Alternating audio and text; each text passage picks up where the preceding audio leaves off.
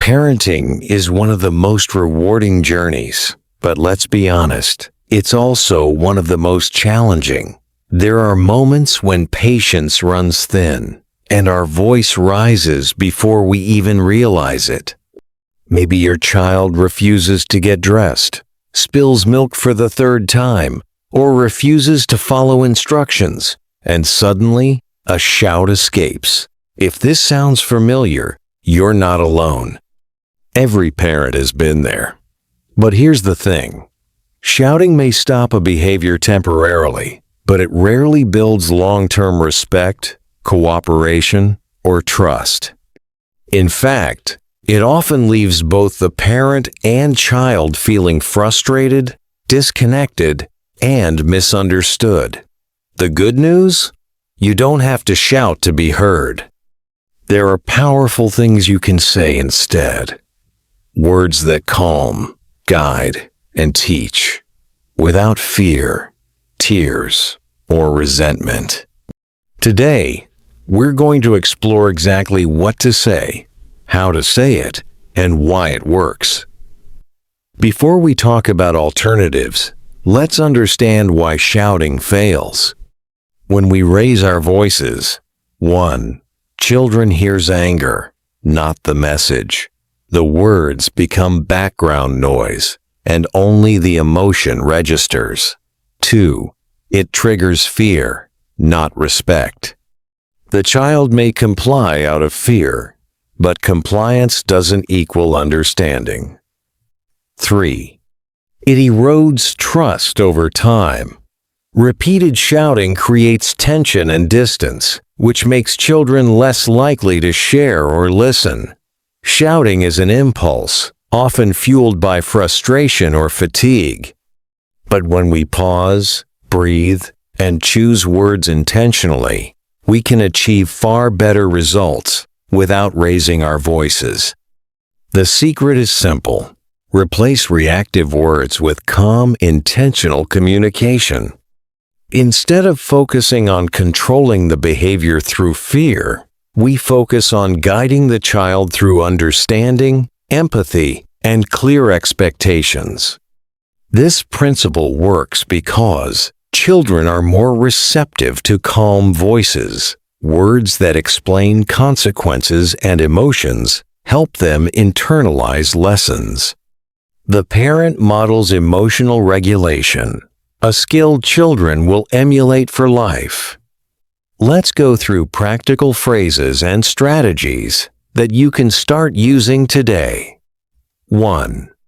I see that you're upset. Can we talk about it?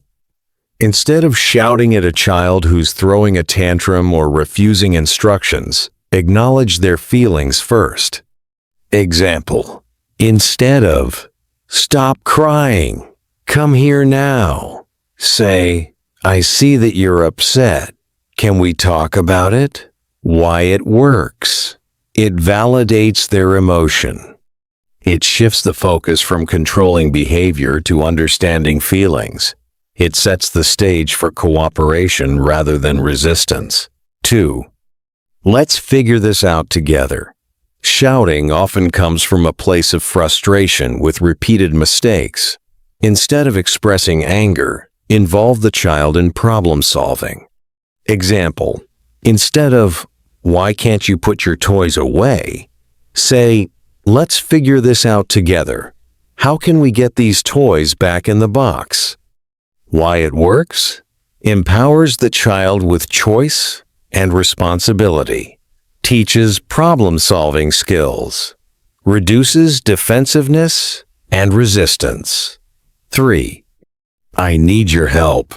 Children respond to connection more than authority. Framing instructions as collaboration builds cooperation naturally. Example: instead of, "Clean your room right now," say, "I need your help to get your room ready for bedtime. Can we do it together?" Why it works: shifts the dynamic from command to teamwork, makes the child feel trusted and valued, often reduces arguments and delays. 4. Let's take a break and calm down. Sometimes shouting happens because emotions are running high for both parent and child. Recognizing the need for a pause prevents escalation. Example: instead of, "Stop yelling at me," say, "I can see we're both frustrated. Let's take a break and calm down. Then we can talk." Why it works: encourages emotional regulation, prevents words from being said in anger that could hurt trust, models self-control, which is a lifelong skill for the child. 5. What do you need right now? Asking a question instead of issuing a command helps children articulate their needs and feel heard. Example: instead of, "Stop whining and sit down," say, "I can see you're upset. What do you need right now?" Why it works: gives the child agency in problem solving, promotes self-awareness and communication, helps parents respond to the root cause instead of just the behavior. 6. I believe in you. You can do this. Shouting often comes from impatience or frustration with perceived laziness or mistakes. Sometimes, children just need encouragement. Example: instead of, "Why do you always make a mess?" say, "I believe in you. You can do this. Let's clean up together." Why it works: encourages confidence, reduces fear of failure, builds a positive parent-child dynamic based on trust and belief. 7. Let's try a different approach. Instead of expressing anger at repeated mistakes, frame it as an opportunity to learn. Example: instead of, "Why can't you ever get it right?" say, "I see this is tricky. Let's try a different approach and see what works."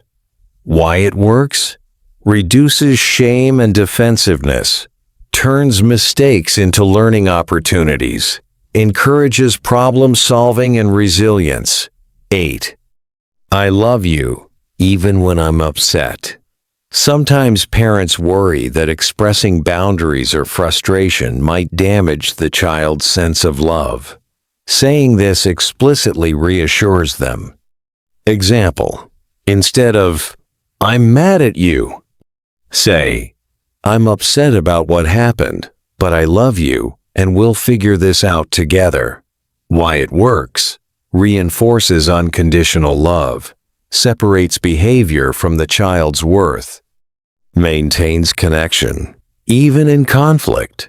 Parenting isn't just about managing behavior in the moment. It's about building lifelong skills and trust. Children learn from the way we respond to them. Calm guidance teaches emotional regulation. Collaborative phrases teach problem solving. Consistent love teaches security and trust. Over time, these words and approaches transform your household from a place of tension to a space of connection, respect, and understanding. Shouting may feel natural, but it's not necessary.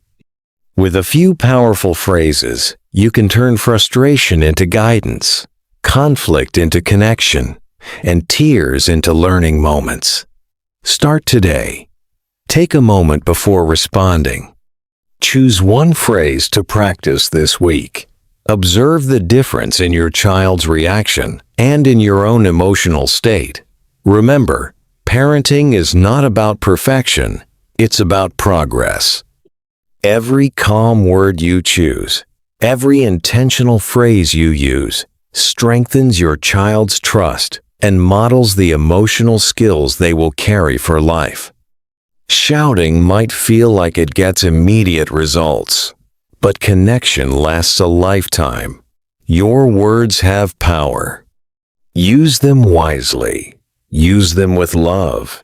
And watch as they transform your relationship with your child in ways shouting never could.